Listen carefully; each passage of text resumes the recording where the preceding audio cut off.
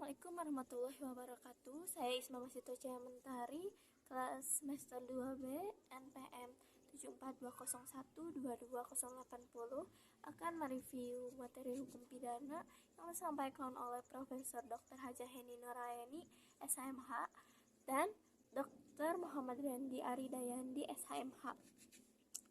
Dalam pertemuan kali ini, yaitu mereview materi bab 7, yaitu alasan penghapusan pidana.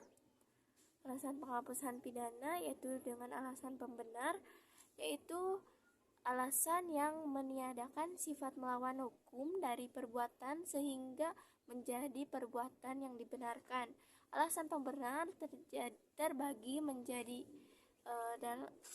terbagi dalam alasan pembenar umum, terdiri dari daya paksa, yaitu keadaan darurat diatur dalam pasal 48 KUHP. Lalu bela paksa, dan lalu yang ketiga ada melaksanakan perintah undang-undang, dan yang keempat melaksanakan perintah jabatan yang sah. Lalu yang kedua ada alasan pembenar khusus, dan yang ketiga ada alasan pembenar di luar undang-undang seperti hukum disiplin, kewenangan jabatan, dan fungsi negatif dari sifat melawan hukum. Lalu ada alasan pemaaf, yaitu alasan yang meniadakan kesalahan pelaku tindak pidana sehingga pelaku yang melakukan suatu kejahatan tidak dipidana.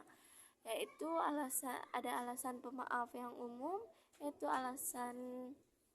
yaitu ketidakmampuan bertanggung jawab. Yang kedua ada daya paksa, lalu ada bela paksa yang melampaui batas, lalu perintah jabatan yang tidak sah. Lalu ada alasan pemaaf khusus, yaitu mempersiapkan atau memperlancar perubahan ketatanegaraan dalam arti umum.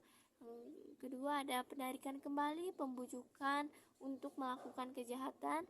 Yang ketiga ada tidak melaporkan kepada yang berwajib. Yang keempat ada pencurian antara suami istri. Yang kelima ada insubordinasi tidak jadi. Lalu ada alasan pemaaf di luar undang-undang, tidak ada kesalahan sama sekali. Lalu yang kedua ada alasan pemidanaan yang putatif. Lalu ada daya paksa, yaitu setiap kekuatan, setiap paksaan, setiap tekanan yang tidak dapat ditahan. Dalam doktrin daya paksa ada daya paksa absolut dan ada daya paksa relatif. Daya paksa dibagi menjadi 3, yaitu yang pertama pertentangan antara dua kepentingan hukum, yang kedua pertentangan antara kepentingan hukum dan kewajiban hukum, yang ketiga ada pertentangan antara dua kewajiban hukum. Lalu ada bela paksa, itu perbuatan harus terpaksa dilakukan untuk pembelaan yang sangat perlu. Perbuatan tersebut dilakukan karena ada serangan yang tidak terduga saat itu juga. Pembelaan hanya dilakukan untuk kepentingan hukum yang ditentukan secara imitatif, yaitu dari diri sendiri atau orang lain. Yang kedua kehormatan kesusilaan sendiri atau orang lain. Yang ketiga harta benda sendiri atau orang lain. Lalu ada bela paksa yang melampaui batas, yaitu melampaui batas pembelaan yang diperlukan. Seperti contohnya yaitu jika diserang oleh pelaku yang melakukan penyerangan menggunakan sepotong kayu, namun dibalas dengan menggunakan sepotong besi. Dalam hal ini kita melampaui bela paksa karena kita dalam keadaan terpaksa untuk membela diri, namun bela paksa tersebut melampaui batas. Lalu ada melaksanakan perintah jabatan. Melaksanakan perintah jabatan ada melaksanakan perintah jabatan yang sah dan tidak sah. Diberikan contoh seperti melaksanakan perintah jabatan yang sah, yaitu seorang guru atau pengajar yang memberikan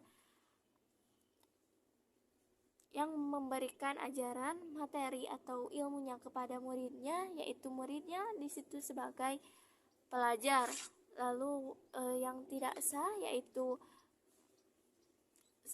diberikan contoh seperti pengajar yang meminta tolong kepada salah seorang pelajar untuk memberikan hal di luar hal yang di luar hal yang di luar untuk di, di luar jabatannya, seperti contohnya yaitu meminta tolong untuk membelikan sesuatu ataupun meminta tolong.